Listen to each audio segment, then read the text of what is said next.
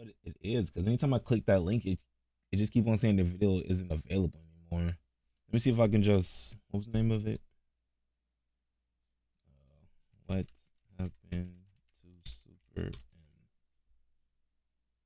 Alright, so let me. Does anyone remember the absolutely? Okay, so it must be this video, because the one that they sent me, it just keep on coming up with this. But when they sent the message over, they put the title in it. So hopefully this is the video that they crazy talking about. Cause this one just keep on giving me this video isn't available anymore. So the link didn't work, but I looked it up. So hopefully this is the 1 year the sensation one that they were talking about. 1 year? Whoa, huh? 1 year? Wait, okay. Wait a minute, 1 year. Does anyone remember the absolutely crazy 1 year sensation that was? Why the fuck is this only one? Wait. You have Taemin, Kai, Taeyeon. I think, was Baekhyun in this, or was this? I can't remember Baekhyun's. I know it was 2 EXO members, but I don't know if Baekhyun was in it. But just for the sake of it, well, even if Baekhyun wasn't in it, you still have Taemin, Kai, and Taeyeon. The dancing on that shit right there is already untouched. You have Mark, I think it was 10 from Wavy, I believe. Was there only 6 or 7 of them?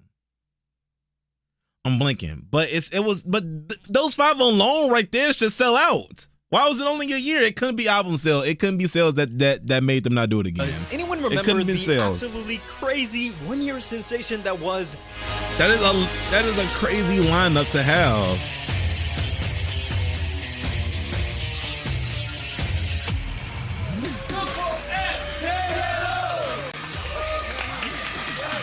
I'm sure everyone that's a K-pop fan has daydreamed about making their own K-pop supergroup from their favorite idols. Nah, bro, I've been doing that shit a lot recently, and like I made like a 5-member girl group in my head and like a 5-member boy group in my head, bro.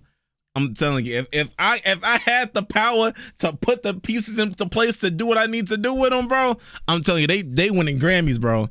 They won't get snubbed. It won't be none of that Bruno Mars. No, they ain't getting snubbed. You cannot deny it. Ain't none of that. All the Korean, no, because it's a lot of politics that go behind the Grammy things I've been learning recently with the way that the votes and everything been counting. It's a lot of politics that go behind that shit. And I'm gonna say is, if my group that I want to make for them go up there and they don't win nothing, you look, it's gonna be too big to rig. Oh, I fucking I use that fuck ass Orange's slogan, but it's like it's gonna be too big to fail, bro. Unless you're generally just hating, there's no way they can fail, bro. Daydreamed about making their own. They pulling numbers supergroup from their favorite idols. You know, now I will admit, I've been swapping people around here and there, but I'm gonna say there's different subunits if anything, because I'm telling you, the shit I had cooked up in my head, bro, is the best of both worlds. I'm telling you, the best group possible. That shit is gonna be fucking nasty. I did too, but only one K-pop company was just insane enough to actually try it. Not once, but twice. It would have been a major success that could have inspired more K-pop how they got the beat fail? Oh yeah, I got some videos. I guess Cf did one for Got the Beat actually. Wow, it's right here. It's literally right fucking here. Okay, we gotta check that one down next. I gotta see how the fuck got the beat failed. Once, but twice. It would have been a major success that could have inspired more K-pop companies to create their own supergroups if SuperM, as a concept, wasn't already dead before it was even started. However, with Lucas just recently announcing his return to the music industry, does this signal? Oh yeah, this the dude that was in the NCT the Make a Wish music video. That's the dude I kept on saying that had some crazy he had crazy aura. I hate I keep using that fucking word, but it's like the swag he had on screen. It's like, bro, whenever I start diving into, it's not 127, but it's Dream or You, whichever NCT thing that he's a part of. I said whenever I dive into that, I know he's gonna be the one that stands out, because the way he was moving on screen is just insane. As a concept, he had the attitude. Wasn't already dead before it was even started. However, with Lucas just recently announcing his return to the music industry, does this signal the return of the first ever supergroup in K-pop? Now, like I always like to say, before looking forward, we gotta look back. I think that was Baekhyun. Bacon.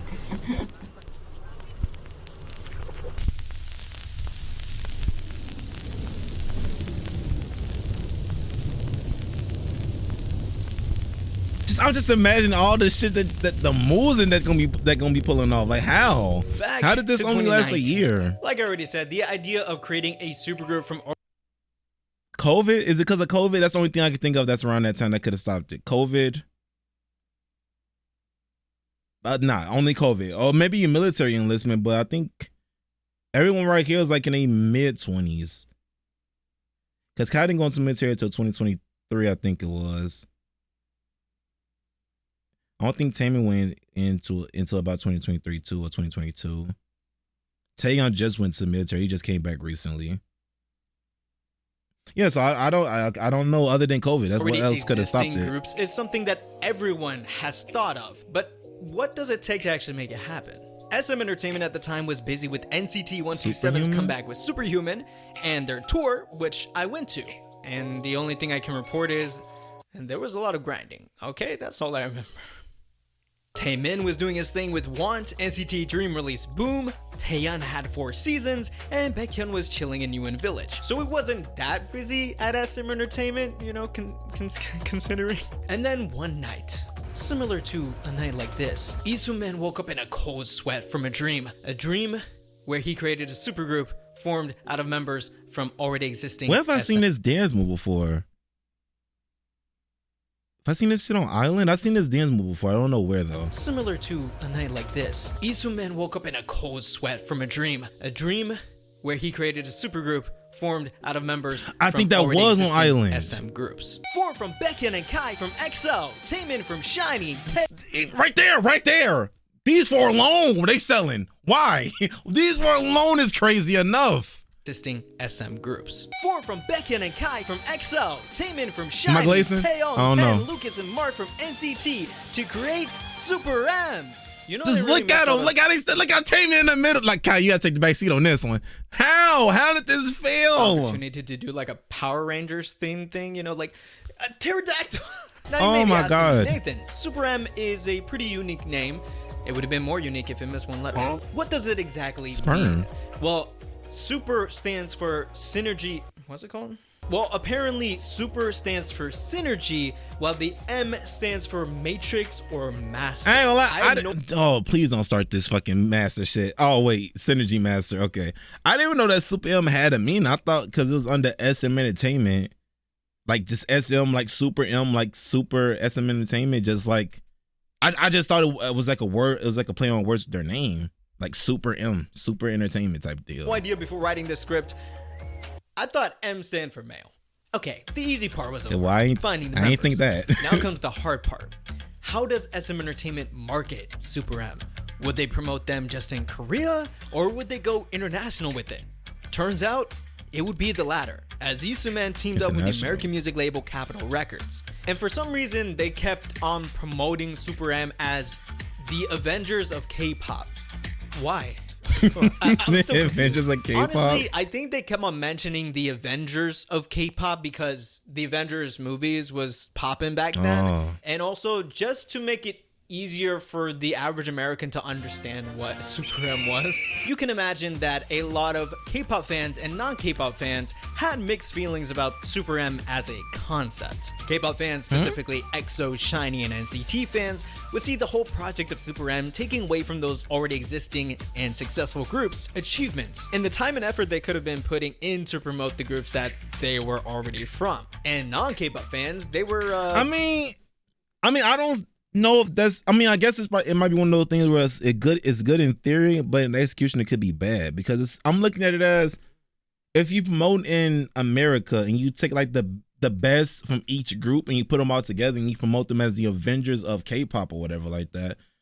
Like if you're someone that's not into K-pop and you already don't like it, maybe this may not draw you in. But if you're someone that was already kind of curious and you just probably heard like a big K-pop song, because he said this 2019, so I'm pretty sure BTS and Blackpink were big at this time. So if you hear like big names like BTS and Blackpink, and then you hear and you know that they're K-pop, and this group comes out and they said they're the Avengers of K-pop, and there's all this buzz and everything around it, I would think that most people that are at least interested in getting into like the sound and knowing what K-pop is, they'd be like, oh, okay, this is a new group or unit, I guess you could say, and they finna debut, they finna come out with their new project. Let me tap into it because people are already praising them from their works that they're doing in their main groups. this could be my time to like actually jump onto something as it's forming, so I'm not lost in the sauce trying to catch up and trying to understand what's happening. That's how I'm looking at it. And then even if you don't like SuperM themselves, if there's a certain member in this lineup that you like, that would just bring you over to the actual main group that they come from. So it's like if you like Taemin, you start looking. I don't even know if Shiny is a thing anymore at this point. I don't even know if Shiny is a thing now or what. Like I haven't heard any new Shiny songs or anyone talking about them recently.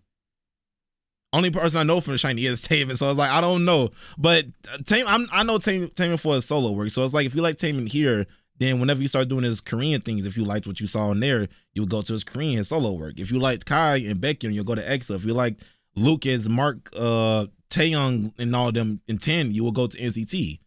You start listening to them. I just assumed that was like a way to market it more international and more easy listening songs. Now, wondering if they're gonna do it in English or not, because I know Mark speaks English. He's the only one in this lineup I know that's fluent in English. But even though, like, even if they don't do it in English, I still think that they can make work because BTS is big here and they don't really do that many English songs that I know of, except Dynamite and Butter. But still, you can still gravitate to other songs if you grab them with the main big ones. You feel me?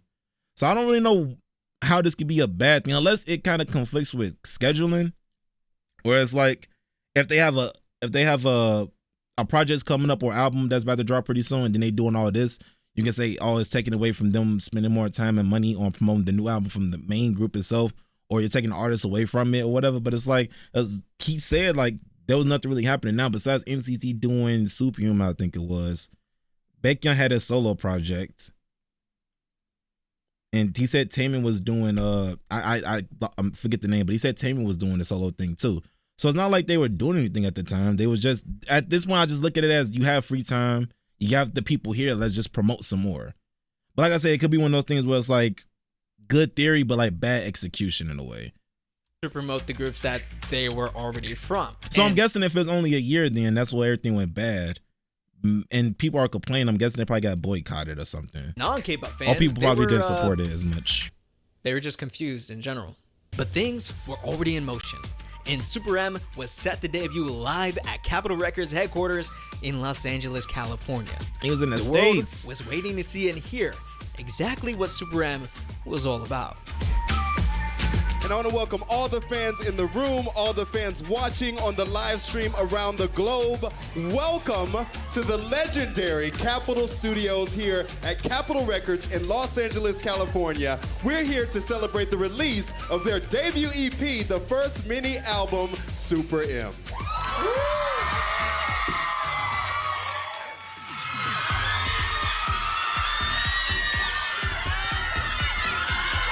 Yes, see?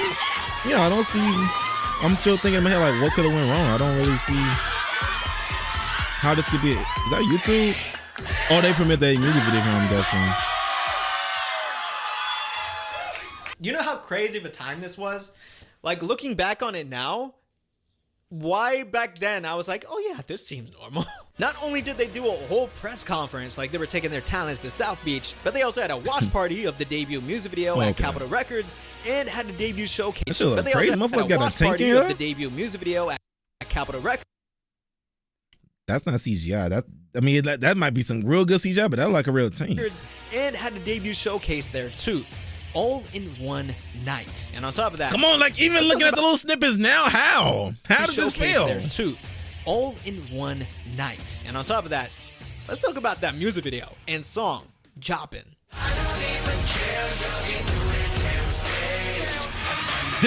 They did do this on Island. Okay. We jump in, we pop in, something like that. Yeah, I remember that because I feel like I remember seeing in Taki or someone dance to this shit. I remember that dance move. That was definitely from Island though.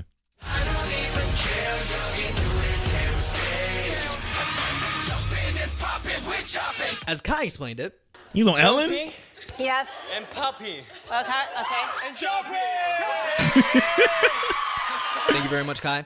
The MV was the cherry on top of this massive money cake SM threw at SuperM's debut. They took the boys to Dubai, rented helicopters, tanks, motorcycles, and sports cars like Aston Martins and McLarens. But I'm not gonna lie, the whole debut was iconic. Okay? Okay, I expect nothing less. The music video and the song gave us iconic moments and lines like this. Like a 747 with a flyers. Like a paraglide. Not in a paraslide. You can get big ball throwing 3 stacks. I'ma show you what a ball you a mismatch. Opinionated, but I'm always Wait, what did he just say? Wait, what did Mike? Oh, this is not supposed to be a music reaction, but I gotta see what he just say. Like a paraglide. Not in a paraslide. You can get big ball throwing 3 stacks. I'ma show you what a ball you a mismatch. You think you big boy throwing 3 sets? I'm gonna show you how to ball you a mismatch. And it's Mark delivery that made it nastier. You can't get your shit. Let me show you how we really make it rain in Korea with this one, nigga. My fault. Opinionated, but I'm always spitting straight facts. Oh, wait a minute. I gotta check this out now. Wait a minute. Talking this shit.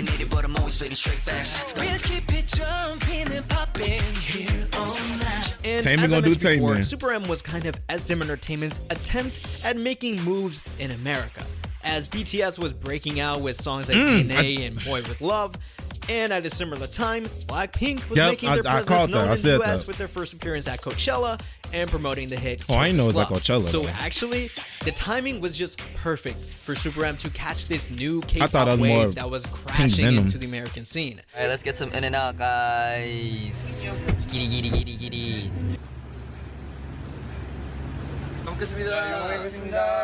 They let y'all eat this shit?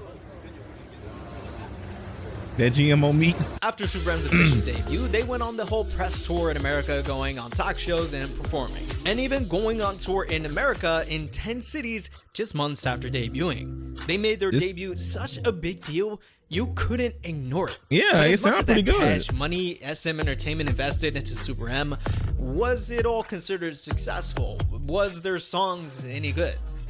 Why was he posing like he was gonna start throwing it back? Successful. Was their songs any good? That's Taeyeon. Never mind. Any good? Oh, personally, I loved it. You could say you can't just make good music from putting these guys together. Or you could say the opposite and say that you absolutely are going to make good music when you put these guys together. Just let Baekhyun do his high notes, Lucas, Mark, and Taeyeon flow, Tenkai and Taemin move like graceful swans on the wall. That's what I'm But at the saying! same time, what I do have to praise is the producers for this debut album. European-based producers, shout out the London boys, LDN Noise, Moonshine, American-based producers, John Like Santana. imagine them joints made a sticker part 2 with them.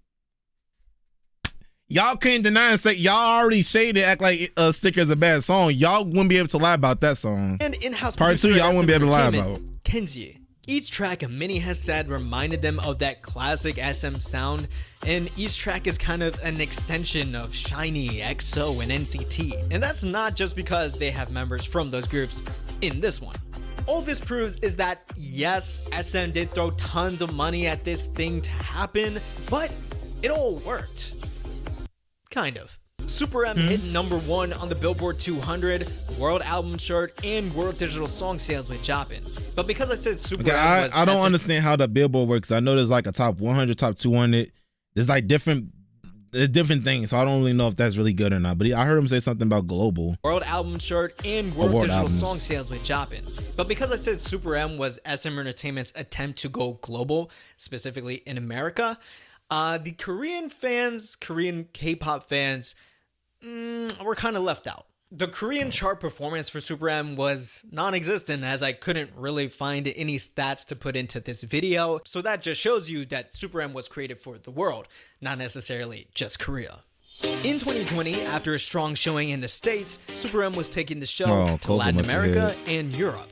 They were on their way to return to Asia with a show at the Tokyo Dome, scheduled for April. Tokyo Dome. However, that wouldn't happen, as the world was shutting down to avoid the unknown Figured. of the pandemic. So that almost completely slowed down and shut down SuperM and K-pop altogether. But just when you thought it was done for SuperM, they came up with something else. SM Entertainment worked fast and slick on developing and investing even more money on a whole Man, they new really want this company. shit to work. I imagine all just for SuperM.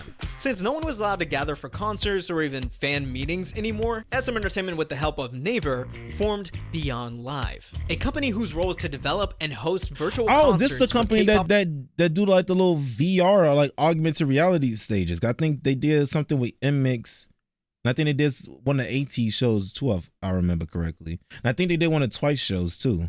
It was like not VR, but it was like the stage was like reality, like fake.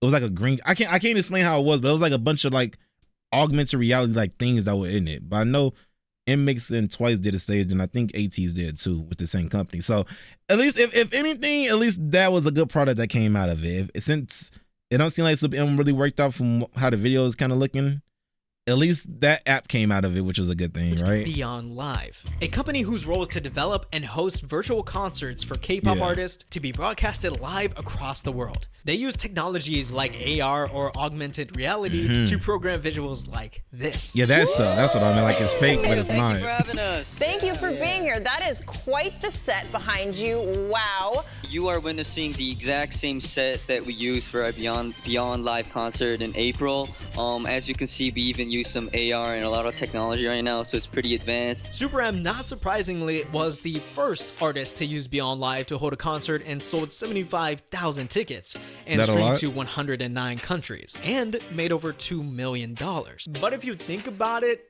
this technology is not simple. You probably ain't bring a lot of profit. And I don't know how much it cost to develop this and make it happen. I don't know if they really made that much profit. But they must have, because other artists would use this SM built platform to hold their own virtual concerts, like JYP with Twice. And SM would use Beyond Live again for their own SM artist concert series. Oh yeah. And the graphics, what the hell is this? They definitely improved since then. With that honestly impressive innovation to keep SuperM and K-pop going through the pandemic, SuperM would mark their first comeback in the fall. Could they top that unforgettable debut with this new album?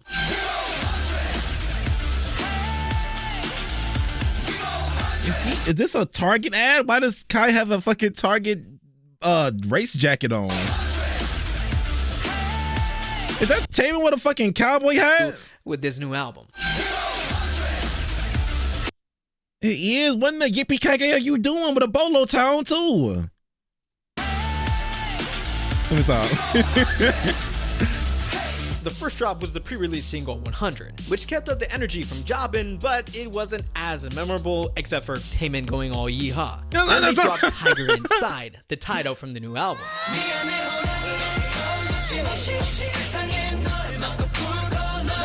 It was the first song by SuperM to enter the Korean music chart. So finally, Korea was opening up to the idea of SuperM as a group. Now, while the title track and the songs that they decided to promote were kind of the B-sides were the highlight. Tracks like Wish You Were Here, Big Chance, Better Days, and Together at Home were upbeat and good-feeling songs that really symbolized the time it was when everyone was quarantined at home.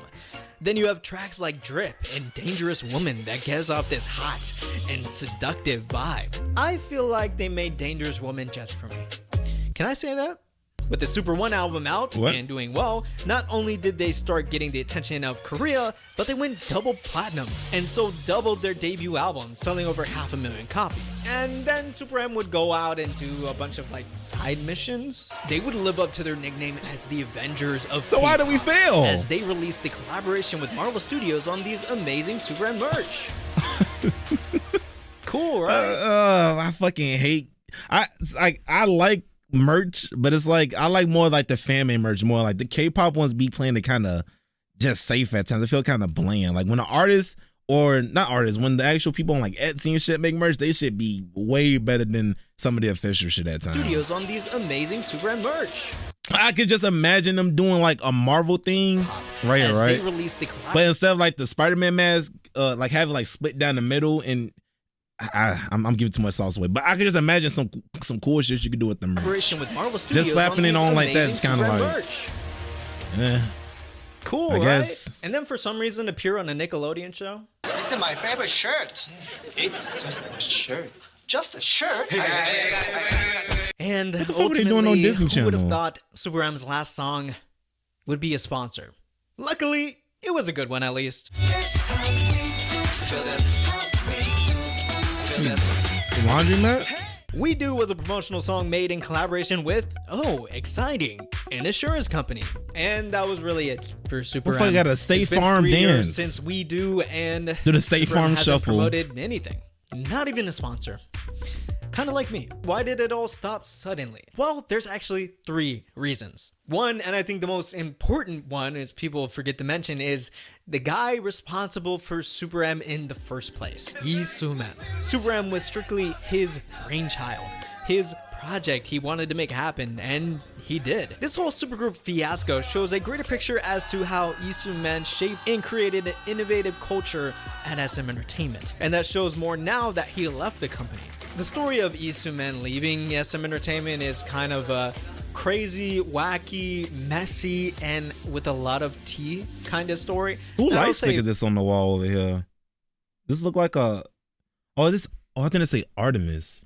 I was gonna say it looked like a bow and arrow, like a crossbow. I mean, I think I say Artemis on it.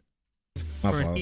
Messy and with a lot of tea kind of story that I'll save for another video. But continuing on, without Lee Soo-man at SM Entertainment, the company lost that experimental spirit, and SuperM wasn't a priority for the company anymore.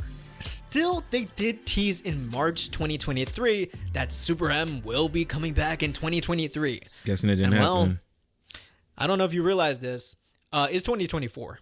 The second reason why SuperM isn't a thing anymore is because the members had to go and do their mandatory. And this is what this is why I initially thought it was, but I don't think, because I think in 2019 that they were in like the mid-20s. I think you gotta do the military before you 30 or something like that, or like usually people go to military is like in their late 20s. I think back when he was like 28 or 29, I want to say Kyle went when I don't know for sure, actually. I don't know. But I want to say usually people that go to the military, they do it like in like their mid to late 20s. I think that's when it's mandatory. Service. Now, that isn't that big of a deal, but it does tend to mess up scheduling and planning for SuperM related. So maybe they can start doing it now. They still have their original groups that they want to promote. And then oh my God. SuperM related content, because they still have their original group. Oh my God, Kai. Groups that they want to promote, and then to add SuperM on top of that, it's a bit much. It's handshake. The final reason is Lucas. Lucas left NCT and Wavy back in May of 2023. And to make a long story short, maybe for another video, is due to Lucas's personal past relationships getting brought out into the open. And it became a pretty large talking point very quickly, and ultimately led him to step away from all activities and his groups, NCT, Wavy, SuperM, and the company, SM Entertainment. It's been 2 years since that, but now, just days ago, Lucas released a multi-part documentary where he is in Korea and his home of Hong Kong, reflecting on the events and his attitude now, which is honestly a very good watch. I recommend you check it out. There's okay, like so he must not out. did nothing bad or crazy if they chose to, well, I can't say they chose to make a documentary because they make documentaries out of weird shit here all the time, but it's like, at least it don't seem like he did anything egregious, like go to jail for or anything. It might just been like a scandal or something, but it don't seem like it was anything like worth getting up in arms about. Right now, maybe 3 at this point. And on top of that, he created new socials to announce his return to the industry. But he's not doing it. So it definitely could have been crazy. If he making new socials and he knows how crazy the industry could be with the fans and everything, knowing if he did do some like nasty shit, they would black see his ass and like just start hating on him all crazy. It must not have been nothing too bad. It might have been something like cheating, or maybe just having a girlfriend in general. Because I'm looking into Rise in a minute, and someone told me something about some crazy shit about one of the Rise members because he had a girlfriend. And oh boy, but I'm just saying it couldn't be nothing too crazy. That's if Lucas is coming back. And on top of that, he created new socials to announce his return to the industry. But he's not doing it alone. Lucas is returning as a solo artist under SM Entertainment, which does make it seem he will still promote in Korea and in K-pop. So could we see Lucas return to the lineup of SuperM? Possibly. That could possibly be the key to make SuperM happen again. At least for like one song a year or something like that. But with Lee Soo-man out of the picture to push promotions for SuperM, I don't think we will see the first ever K-pop supergroup ever again. Actually, hold up. SuperM wasn't the last supergroup. Girls on Top. How did Girls on Top feel? Wait, okay, that's the next video. I gotta see how did Girls on Top feel. You have Boa, Wendy, Silgi, Irene. My brain. You had Boa, Taeyoung, Irene. not Irene. Silgi, Wendy, Winter, Karina. Was it 6 or 7? I'm blanking. I don't know. But but just those alone is crazy. How did this fuck up?